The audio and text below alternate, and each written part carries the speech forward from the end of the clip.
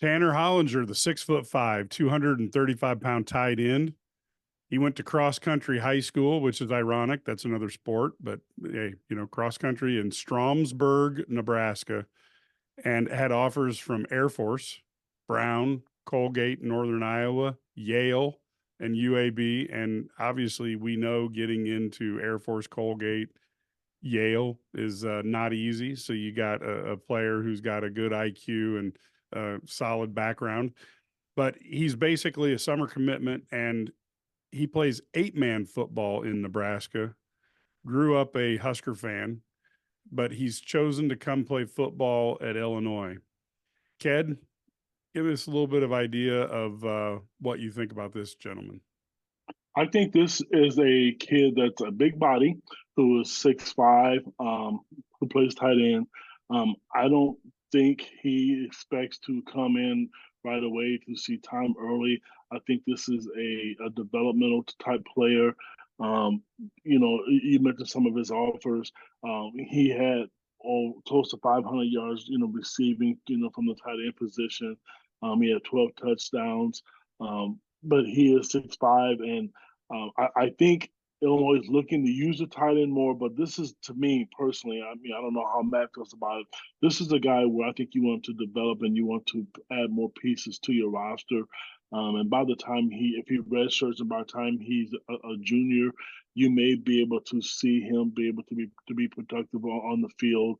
I'm not saying that this kid, is not going to make it, but he did, get a preferred walk-on offer from Nebraska. So I just really think for this type of player, I think Illinois is just looking to develop depth at this position.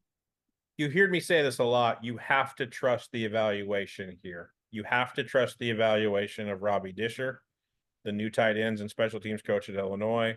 You have to trust the evaluation of Brett Bielema and what they're seeing on tape.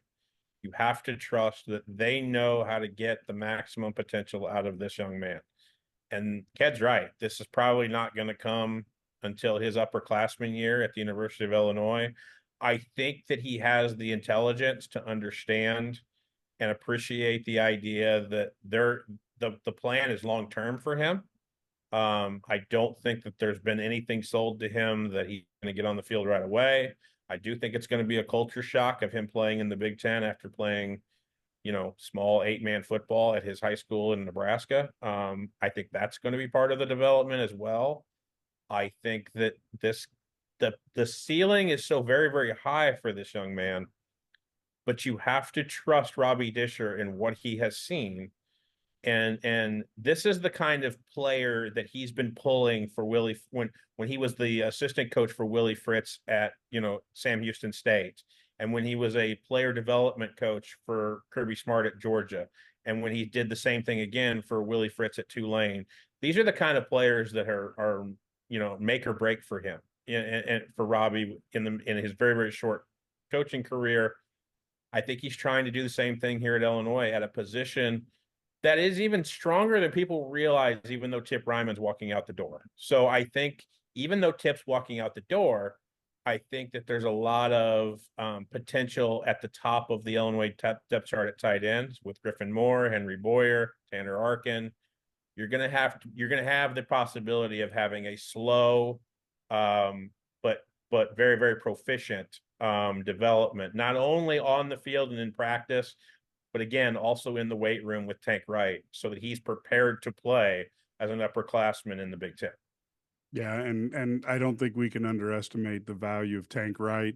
Anybody who's ever met the man, he's a great motivator, understands everything about, putting together football players. And you can tell when you watch the Brett Bielema version of University of Illinois football team walk on the field, they look like grown men. And there have been times in the Illini past we have not seen that. So Tanner will certainly put on weight, and a 6'5" frame. You don't know where that could go. It could really be some opportunity to be a high performer at tight end.